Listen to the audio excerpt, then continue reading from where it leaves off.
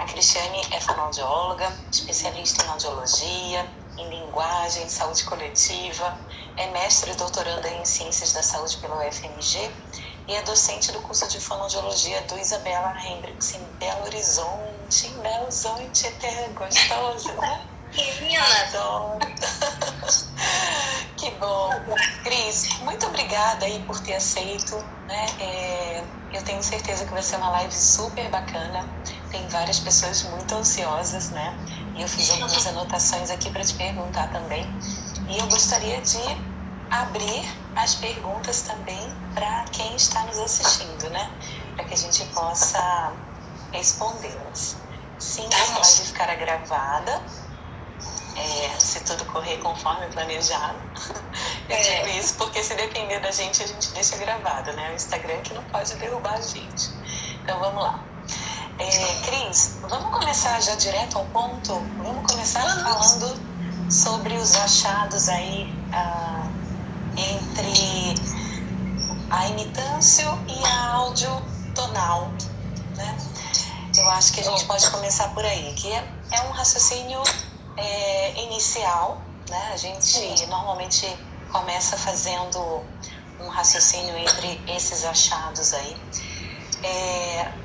O que a gente tem que observar nos exames de imitanciometria? O volume da orelha externa, a complacência, enfim, a pressão, né? A gradiente. Conta um pouquinho pra gente. Excelente início. Eu vejo, Mônica, que eu tive a oportunidade de trabalhar na área de audiologia com todos os exames. Audiometria, imitanciometria, emissões, PEAT e avaliação audiológica infantil. Comportamental, audiometria de reforço visual e a condicionada. Esses são os principais para um diagnóstico audiológico. É claro que existem outros complementares. Mas o diagnóstico em si, ele é baseado na imitanciometria e na audiometria. Nós temos, claro, que na avaliação audiológica infantil ou casos mais em que precisam de um diagnóstico diferencial, nós lançamos mão de outros exames. Mas o diagnóstico de um adulto ou de uma criança um pouquinho maior, ele é fechado com audiometria e imitanciometria. E aí, eu também presto assessoria, consultoria para um plano de saúde aqui de Minas Gerais. Eu recebo muitos exames e na prática clínica também nós recebemos muitos exames de outros colegas. E o que eu vejo às vezes é que nós temos que buscar esse raciocínio entre a áudio e a imitância. Nós não podemos fazer uma imitanciometria e apenas anotar os resultados e uma audiometria e anotar os resultados. Nós temos que fazer a correlação, porque a audiometria e a imitância, elas estão sendo realizadas em uma pessoa, em um sujeito que está em busca de um diagnóstico. Então, se eu tenho, por exemplo, numa imitanciometria, uma alteração de orelha média, caracterizada por, às vezes, uma curva tipo B, com ausência de reflexos, isso me indica que eu tenho uma alteração condutiva, ou, no caso, se associada à neurosensorial mista. E aí, isso tem que estar demonstrado na audiometria. E isso acontece, essa correlação existe.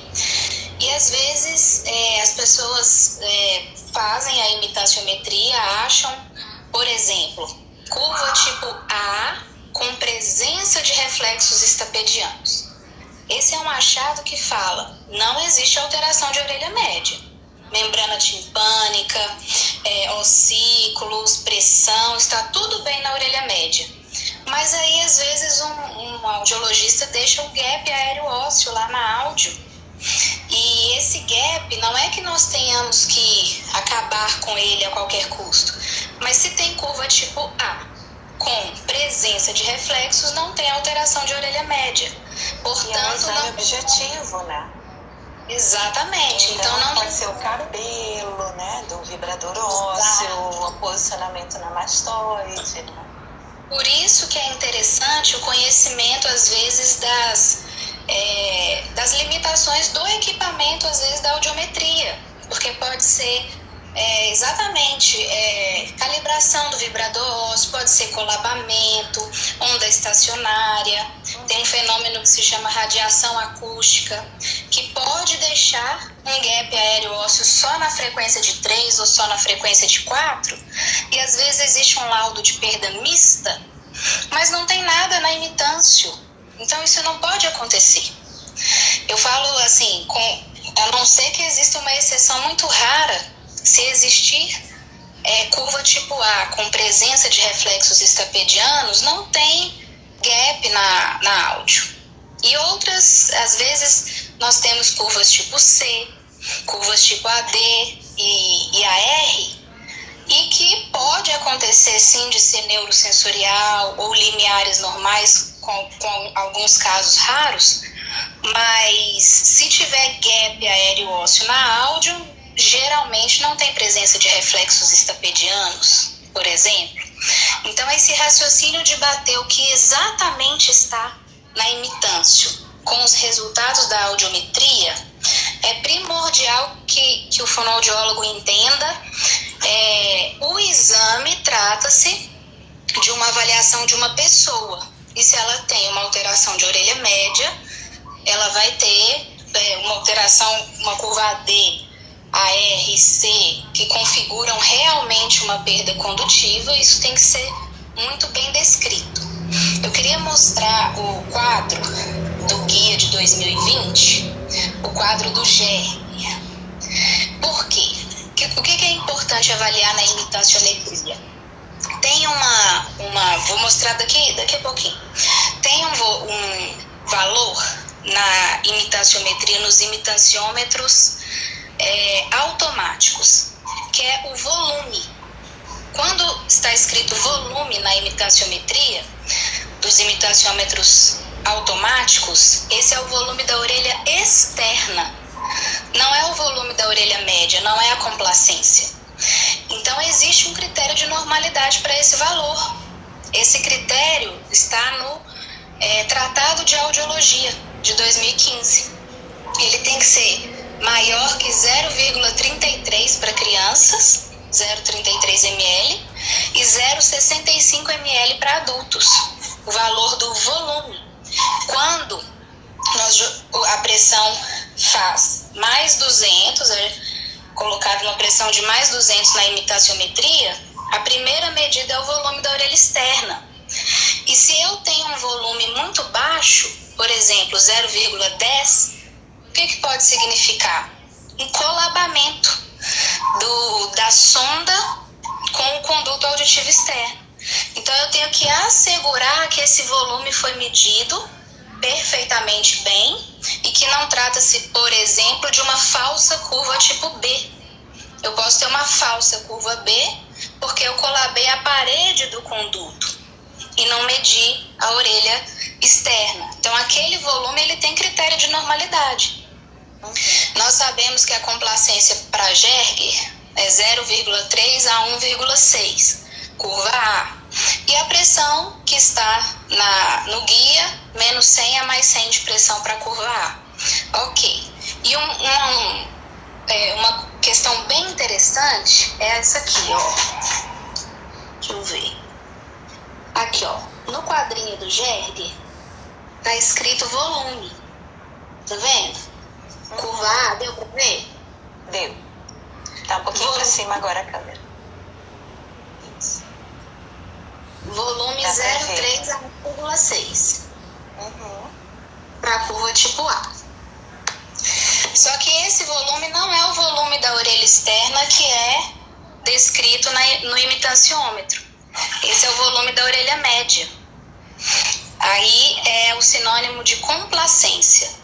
Então, quem presta atenção no quadro pode verificar, eu não sei se existe esse tipo de erro, mas uma pessoa pode pensar que o volume lá do imitanciômetro descrito é esse volume. E não, o volume do imitanciômetro é o da orelha externa. Esse volume de 0,3 a 1,6 para a curva tipo A de Gerger é a complacência.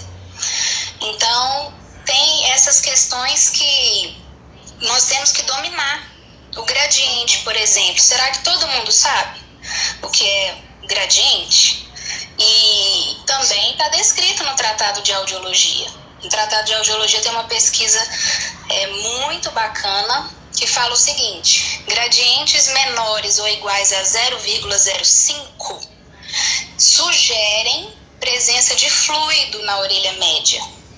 Então a gente pode discutir com o otorrino, com o fonoaudiólogo ou quem pediu o exame, se tiver uma curva R ou C, nós ainda podemos dar esse achado, não descrever no laudo, não em forma de laudo, mas discutir o achado, falar, olha, é uma curva, por exemplo, C, com pressão de menos 200, mas o gradiente está 0,01, menor ou igual a 0,05 presença de fluido.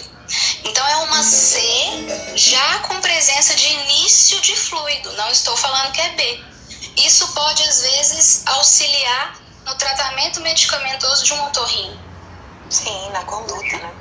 Na conduta. E se for uma C por disfunção tubária, por algum acidente às vezes de mergulho e não tem fluido, ok, então às vezes o tratamento é outro, por causa da questão do gradiente. Então o gradiente está ali para que a gente tenha conhecimento, porque senão ele não iria existir. Exatamente. Então são essas questões, sabe, assim, nós nunca podemos mandar uma imitanciometria normal com laudo de perda condutiva, perda mista, isso não pode acontecer, né? Entender muitas vezes que podemos ter curva C, AR ou AD e ainda temos uma neurosensorial ou limiares normais. Agora B, até que se prove o contrário, é condutiva ou mista. Então esse raciocínio de avaliar a pessoa tem que estar intrínseco no audiologista. E saber as patologias, otosclerose. A gente já vai falar sobre elas já. Vamos lá. Então, tá bom. Muito bacana essas dicas que você deu, Cris. Obrigada, porque esse olhar, né, que você chama de raciocínio clínico, e que realmente é um raciocínio clínico, né, ele é o olhar de buscar o topo diagnóstico, né? Porque eu acho que quando a gente faz um exame audiológico, a gente tem que responder algumas perguntas de quem solicitou esse exame, normalmente é do médico, né? E as perguntas, elas estão associadas ao topo diagnóstico para que ele dê o diagnóstico nosológico, né? Então, foi encontrada uma lesão, aonde está essa lesão? Né? E vamos buscar os detalhes, né? As minúcias aí, os achados e correlacioná-los. Não só para você não liberar eventualmente um exame que está contraditório, mas também para você responder a pergunta, né?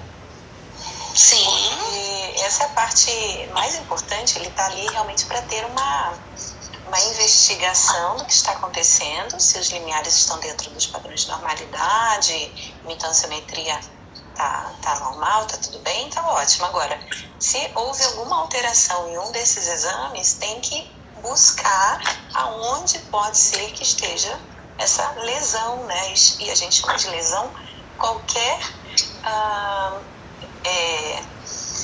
patologia, inclusive rolha de cera, né? Que esteja alterando aquela audição, né? Então isso é muito importante, a gente ter sempre esse olhar. E tem algumas perguntas aqui, acho que a gente pode começar a respondê-las. A Cristiane, sua xará, ela escreveu que semana passada ela pegou um caso estranho com queixa de zumbido pulsátil na orelha esquerda, curva B, reflexos Y contra ausentes, áudio normal, sem componente condutivo. Na verdade, sem componente condutivo na áudio tonal. É o que eu falei, assim, curva B, na grande maioria das vezes, vamos dizer 99% das vezes, faz com que exista gap aéreo ósseo na audiometria tonal. Uma curva B bem característica, seja por otite, ou às vezes nós encontramos curva B também uma pequena perfuração timpânica. Nós sabemos que, claro que se for uma perfuração ampla de membrana, o otorrino não vai solicitar imidância, nós não vamos realizar. Não tem como medir pressão e complacência. Mas eu já trabalhei com um otorrino que tinha o hábito, sim, de solicitar quando ele tinha alguma dúvida. Se era uma perfuração de membrana muito milimétrica ou se a membrana já tinha sido reconstituída. Então ele solicitava, e se tivesse perfuração, geralmente uma curva B. Então, na grande maioria das vezes, se for otite, nós vamos ter gap aeroósseo. Mas na audiologia não existem achados que são a grande maioria, mas existem exceções. Então, como a Cristiane falou, é um caso interessante, um caso estranho, porque provavelmente deu curva B, e aí na imitanciometria, como ela é audiologista e experiente, ela com certeza não teve colabamento, mas nós temos que conferir se não houve colabamento, se é uma falsa curva B, mas tendo certeza que é uma curva B com ausência de reflexos, o que nós vamos encontrar na audiometria, na grande maioria das vezes, é gap aeroósseo, mas podem existir exceções. Pode ser uma B inicial, pode ser uma perfuração milimétrica, como eu falei, que não ocasionou piora de limiares de via aérea. Ou muito sutilmente, um gapzinho de 10, algo muito sutil, e exceções acontecem. O que nós temos que saber é que a grande maioria gera perda condutiva, mista, se tiver componente neurosensorial associado. E aí, Cristiane, agora temos que partir para os outros exames, né? Zumbido pulsátil, aí o otorrino vai ter um diagnóstico diferencial, né? É claro que se você tiver oportunidade de conversar com o otorrino, você vai falar. Não é comum que não tenha um componente condutivo na audiometria tonal tendo curva tipo B, mas eu refiz e os resultados permaneceram estes. Então, sabe uma coisa também que eu acho interessante a gente tocar aqui no assunto, Cris? Nas frequências pesquisadas na audiometria tonal. Né? Sim. O cuidado que a gente tem que ter em pesquisar todas as frequências, especialmente nessas situações em que os achados não estão batendo. Então, 1.500, 3.000, né? Se não forem pesquisados, e de repente incluir 750, enfim, se você tiver, né, essa possibilidade, eu acho interessante, né? Principalmente porque a autoesclerose, a gente tem aquele entalhe ali, 1.500, né, como característica. Concordo, e 3 e 6 já fazem parte da nossa prática clínica, né? Eu não sei se tem pessoas que não realizam 3 e 6, mas em casos muito específicos e estranhos, nós temos que fazer um diagnóstico diferencial sempre, né? Pedir às vezes para a pessoa voltar, repetir daqui a alguns dias, conversar com o otorrino, acompanhar a conduta, é isso. Legal. E tem um comentário aqui da Rúbia também super interessante. Ela disse que coloca uma observação no laudo para essas questões de volume gradiente. É uma coisa bacana também, né? Então, se nós pudermos deixar ali tudo registrado, né? Além de, obviamente, entender se os dados estão batendo, né? É bacana, né? Isso. O laudo, ele tem que constar a curva timpanométrica, A, B, C, A, R, A, D. Se nós acharmos uma curva P, uma curva D, ok. Vamos laudar assim, e os reflexos. Mas eu também coloco principalmente o gradiente, porque o volume da orelha externa, se ele não atingir o volume adequado, eu refaço o exame, porque pode ter sido colabamento. Mas o gradiente eu coloco na observação, como a Rúbia falou. E se a gente tiver a oportunidade de conversar com quem solicitou, é fantástico trocar essa experiência com quem solicitou.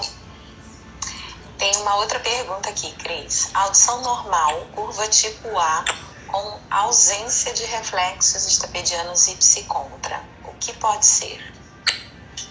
Esse é um assunto até um pouquinho polêmico, né? Porque podem ser várias questões. Eu, por exemplo, vou contar para todo mundo. A minha mãe tem otosclerose e eu já tenho curva R com ausência de reflexos estapedianos e limiares normais, limiares em 5, 10. Então, o meu timpanograma eu correlaciono a uma possível hereditariedade de rigidez. Mas uma curva tipo A com ausência de reflexos pode ser uma alteração, sim, da via auditiva ascendente. Nós não podemos afirmar que trata-se de um paciente com diagnóstico de transtorno do processamento auditivo central. Nós não podemos afirmar assim.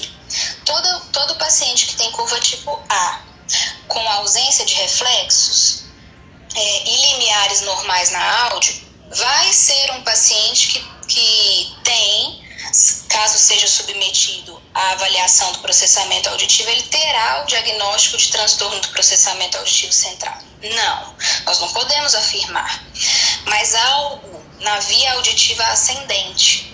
O reflexo estapediano, ele vai além do sistema auditivo periférico.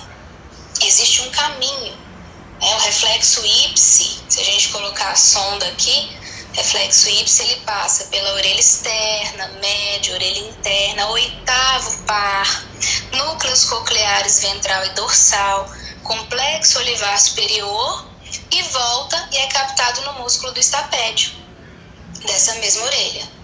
O contra, ele vai orelha externa, média, orelha interna, oitavo par dessa via contralateral, núcleos cocleares ventral e dorsal, complexo olivar superior, passa pelas vias de associação do tronco.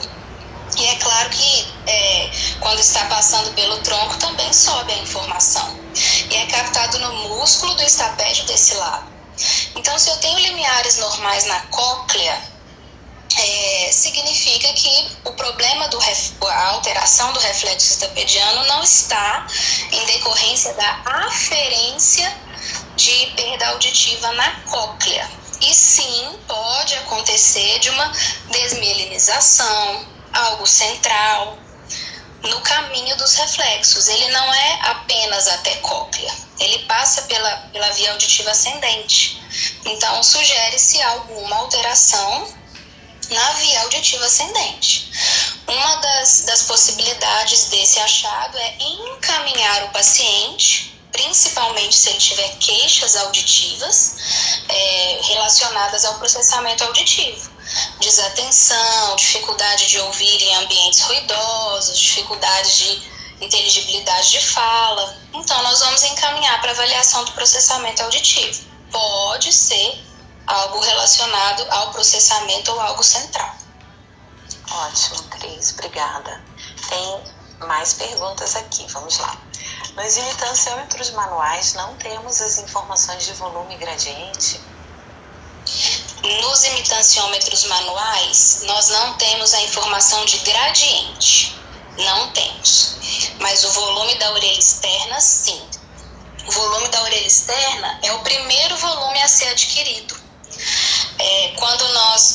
Qual que é a diferença dos imitanciômetros manuais para os automáticos? Os manuais, nós colocamos a pressão de mais 200. Né? Quem é mais antigo na áudio, não tinha imitanciômetro automático, não. A Z7. A Z7. Né? A maior parte dos anos de audiologia, a Z7. E aí é interessante porque a gente sabe o que está acontecendo, né, naquele exame. Então, nós temos que ensinar, como eu sou docente, eu ensino para os alunos o que o imitanciômetro automático está fazendo, porque senão fica tudo muito automático. Mas nós que trabalhamos muitos anos com a Z7, a gente sabe, quando eu posiciono o primeiro botão de pressão e jogo mais 200 decapascal de pressão, eu atinjo um volume, por exemplo, 0,6. Esse é o volume da orelha externa. É o mesmo volume que é dado nos imitanciômetros automáticos. Quando eu tiro a pressão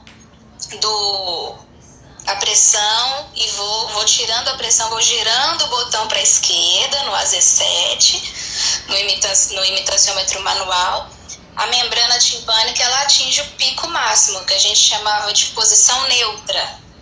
E aí a complacência final, o volume da orelha média é aquela posição neutra menos o valor de mais 200. Aí nós temos o valor da complacência. A posição neutra, assim, a grosso modo, é a junção do volume da orelha externa com o volume da orelha média. Como a gente faz a posição neutra menos o primeiro volume, a gente encontra o volume da orelha média, que o sinônimo é complacência. Então, nos imitanciômetros manuais, realmente nós não temos gradiente, mas nós temos volume da orelha média. Volume da orelha externa. Isso. O Lucas está perguntando sobre pico duplo na imitância. Então, nós temos algumas possibilidades, né? Temos curva P também, que é o pico positivo. Temos curva D, que é descrito na literatura. O duplo pico, ele é encontrado e é uma alteração. Temos que descrever, podem ser patologias que não estão descritas. Nós nunca podemos escolher um dos picos e falar que não houve duplo pico. O duplo pico é uma alteração da orelha média, sim. Pode não ser descrito como por exemplo, o duplo pico não me dá informações tão fidedignas que é uma alteração de tuba auditiva ou de membrana timpânica, como a R e a D, né, a C, que é a disfunção tubária, mas é uma alteração, é um quadro de alteração de orelha média e tem que ser descrito para o otorrino associar com alguma outra queixa do paciente para o possível tratamento medicamentoso. Nós temos que descrever que houve duplo pico. Tem gente que imprime a áudio e dá para verificar o duplo pico. E quem não imprime vai ter que desenhar o duplo pico e colocar na observação. Legal. A Geise fez uma pergunta aqui. Geise, eu não entendi, depois se você puder refazê-la, por favor, sobre a média, como laudar.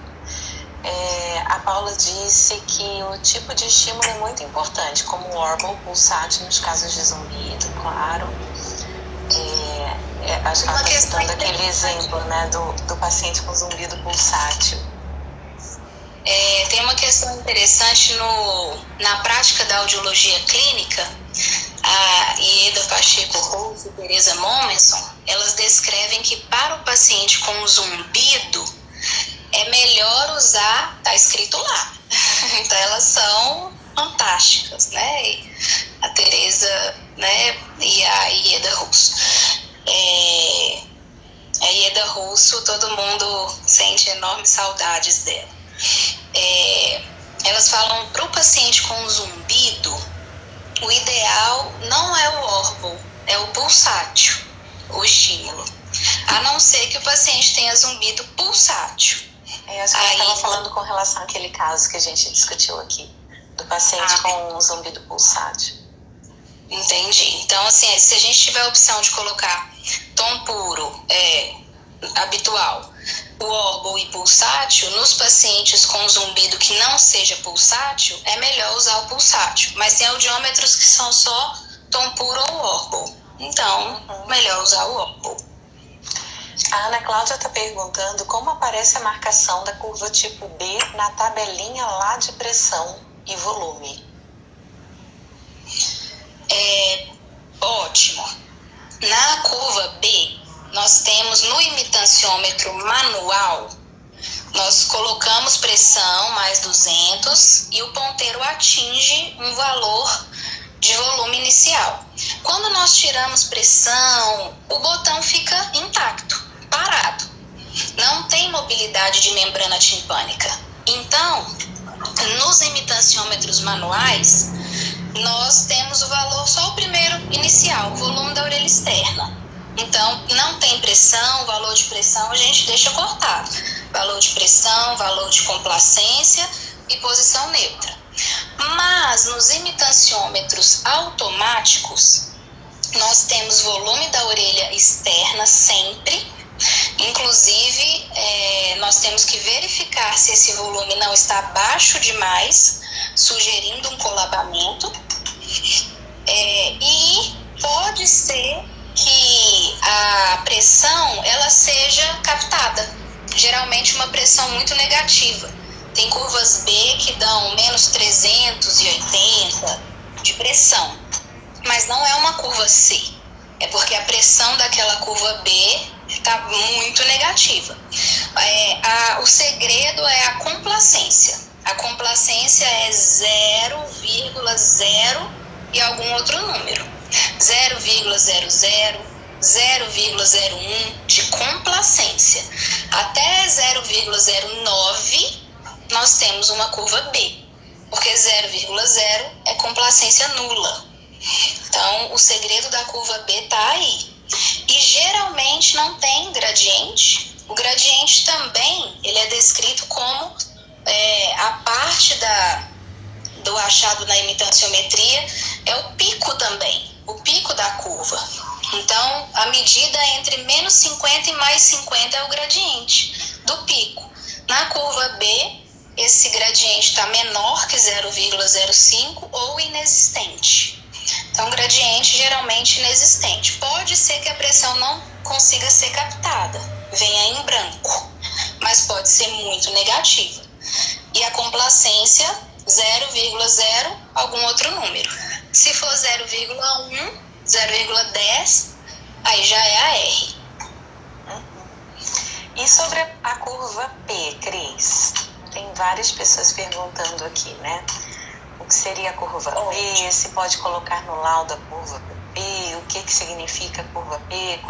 Vamos aproveitar e já complementar aí a pergunta. Quais são os possíveis achados audiométricos? P de pato. P. A curva P ela é descrita por Munhoz, no laudo de Munhoz, na tabelinha de Munhoz. A curva P também é uma alteração de pressão. No guia de 2020, no guia de 2017, a tabela de pressão ela está descrita como menos 100 a mais 100. Pressão normal, porque existe a variação. A pressão normal é 0. Mas a variação da pressão para o quadro de Jäger apresentado nos guias varia de menos 100 a mais 100 de pressão, sendo normal. Mas tem alguns livros que sugerem que a pressão seja normal só até mais 50 decapascal. Ok, existe essa variação. Mas se eu tenho um pico pressórico muito positivo, vamos falar mais para a direita do que mais 100, né? Mais 120, mais 130. Existe uma alteração de pressão também. Nós não podemos descrever como curva C, nós podemos descrever como curva P. Mas o que ela sugere? Uma alteração de pressão em que a pressão lá de dentro da orelha média não está normal comparada à pressão atmosférica aqui de fora. Na curva C, nós temos uma alteração de pressão negativa geralmente causada por uma disfunção tubária. Então, a tuba auditiva não está equalizando as pressões da orelha média com a pressão aqui de fora, deixando a pressão de dentro da orelha média negativa. A curva P, existe um artigo, eu só não lembro o nome do artigo, que fala que pode ser, às vezes, se uma pessoa suou o nariz muito forte, minutos antes do exame, pode ter gerado uma pressão muito positiva, diferente, é uma alteração de pressão. Então, é bom que, se tiver dado curva tipo P positiva, que a pessoa espere um pouquinho e a gente repita o exame em alguns minutos. Porque pode ter sido, às vezes, uma conduta dessa de suar o nariz e ter deixado a pressão muito positiva. Mas se continuar dando curva P, é uma alteração de pressão. Então, nós vamos laudar como P. Se você laudar como P, vai ter que colocar o autor Munhoz. E é uma alteração de pressão. Nós não podemos afirmar que é uma disfunção tubária, mas é uma alteração pressórica, de pressão. E vai sugerir alguma alteração de orelha média, com diagnóstico diferencial com outros exames, ou otorrino, ou história clínica do paciente, já às vezes explica. E você acha que essa alteração de pressão é capaz de apresentar um gap aéreo-ósseo na audiomicria tonal? Sim, com certeza. Dependendo do que está acontecendo com o paciente, nós podemos encontrar um gap aéreo-ósseo. Só temos que ter cuidado, porque se tiver gap aéreo-ósseo, provavelmente os reflexos estarão ausentes nessa curva P. Eu falo assim, raríssimas exceções, uma alteração de orelha média com ausência de reflexos, não, eu falei errado. Uma alteração na orelha média pode dar gap aéreo-ósseo, com certeza uma curva P, mas os reflexos ausentes. E no caso de uma curva tipo COB? O que a gente pode encontra aí na audiometria? Quais os achados? O que nós encontramos em curva B? Curva B, geralmente perda condutiva, o IPRF bom, esse é o raciocínio, né? Se for uma curva B que está alterando somente a orelha média.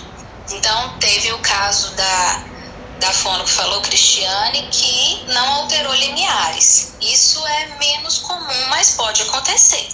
Uma curva B em si gera gap aéreo-ósseo, sim. Mas uma curva C pode ser uma disfunção tubária muito inicial. Então, eu já peguei curva C, já tive experiência de curva C com presença de reflexos.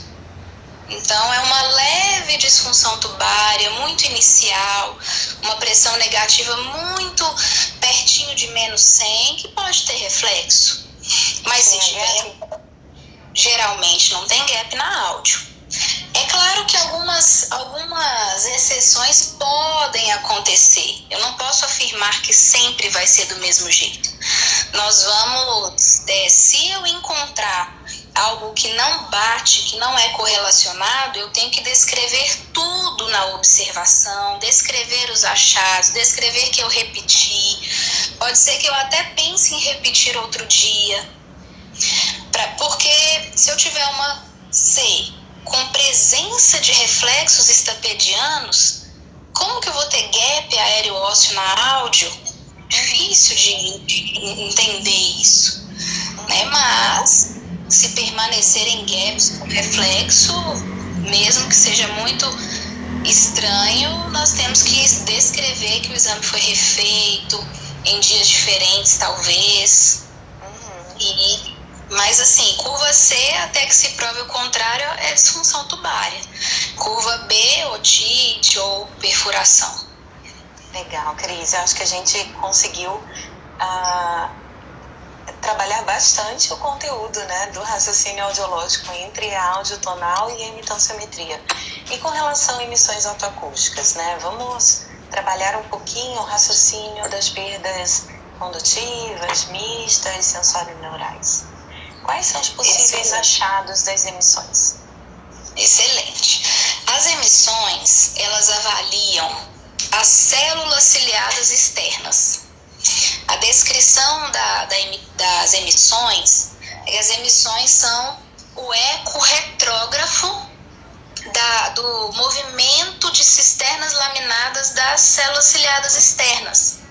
Quando eu emito, por exemplo, um estímulo clique nas emissões transientes, o estímulo viaja pela orelha externa, membrana, orelha média, chega nas células ciliadas externas e fazem com que elas se movimentem.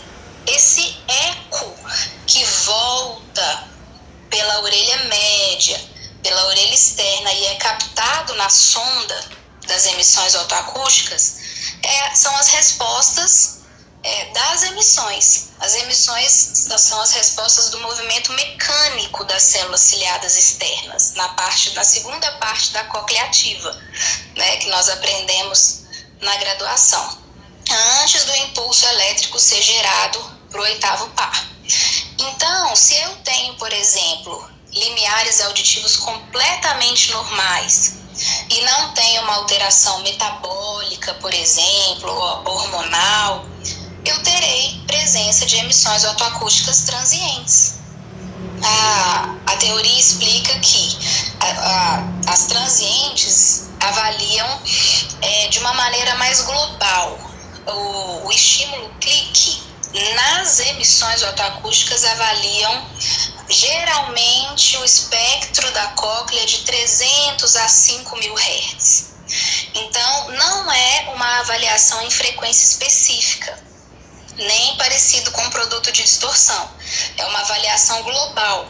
Nós temos a reprodutibilidade. Claro que existem diferenças entre equipamentos, mas de maneira geral a reprodutibilidade tem que ser maior que 70% e relação sinal-ruído, em geral, 3 de 5 frequências que vêm como resultado das transientes tem que estar com relação sinal-ruído maior que 6. Então, em indivíduos com limiares normais, sem alteração metabólica, hormonal e nem alterações condutivas, as emissões transientes estão presentes.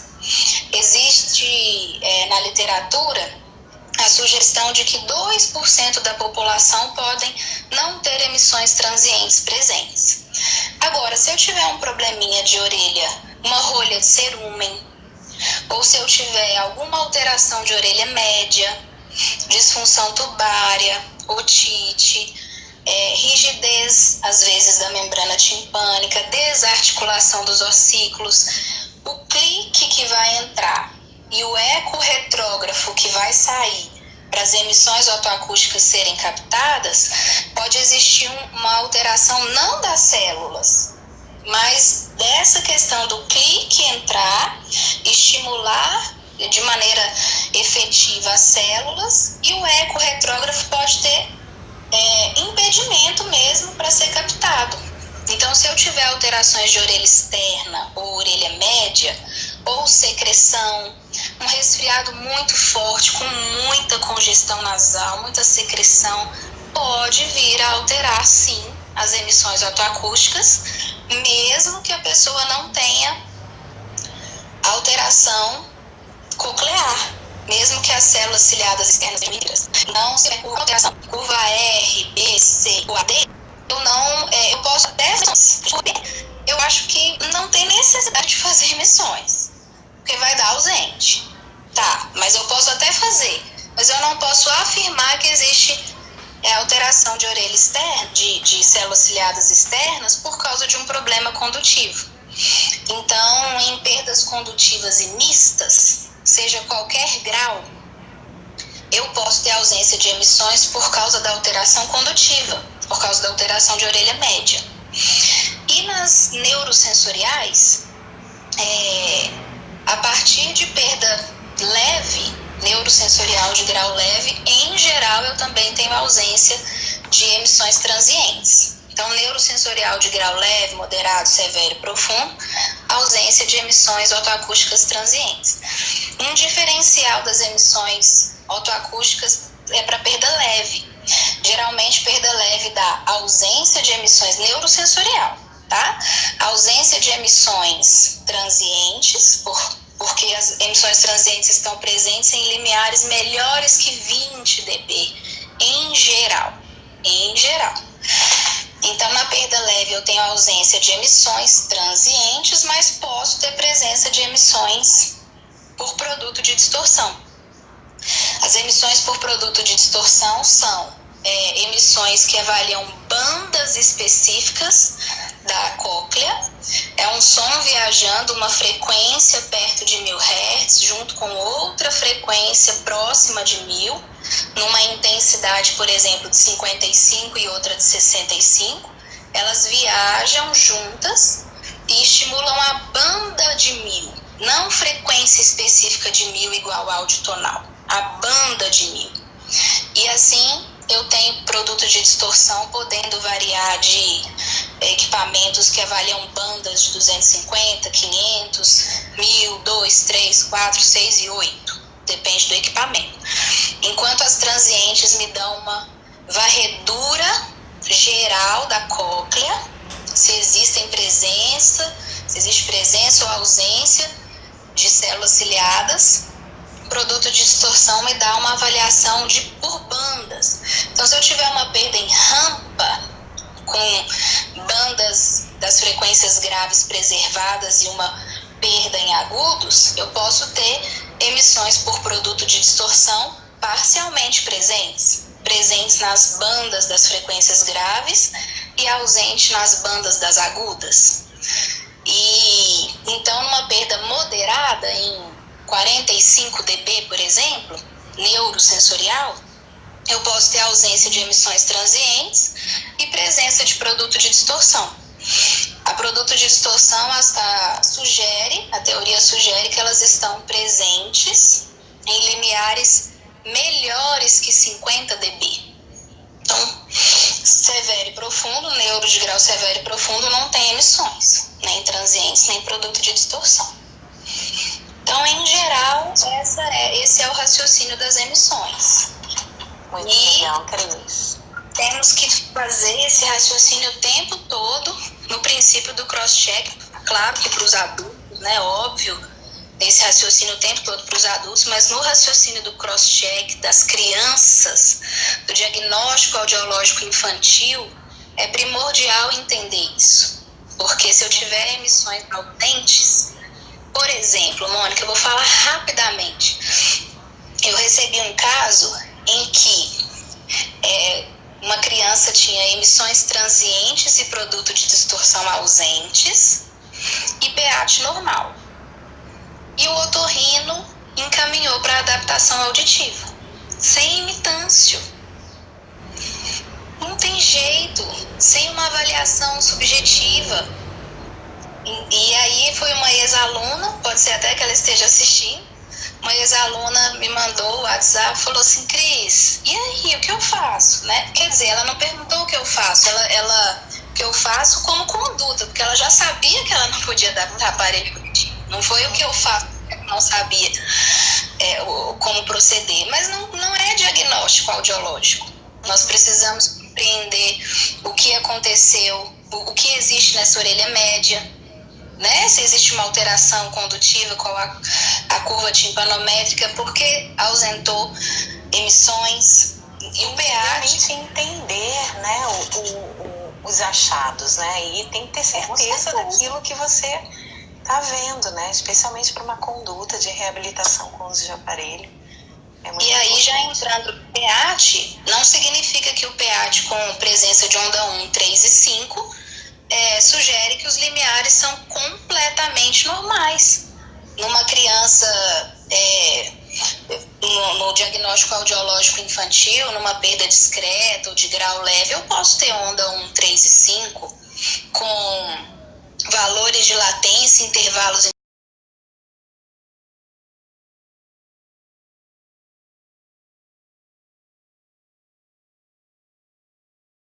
e posso ter uma perda coclear, sim, de limiares, né? Por exemplo, se eu usar Norton e Downs, vai ser uma perda discreta ou de grau leve e T. Então, eu preciso de frequência específica, PAT por frequência específica, né? O Joint, Comitê Internacional de Audiologia, sugere PAT por frequência específica com o estímulo Tony Burt's para avaliação das frequências de 500, 1000, 2 e 4, para que eu consiga mensurar os limiares eletrofisiológicos e ter, com o fator de correção, claro, a sugestão dos limiares psicoacústicos da audiotonal, isso se a criança não conseguir fazer uma audiometria. É outro assunto bem bacana. Sim, porque eu já tô aqui pensando quando é que você vai voltar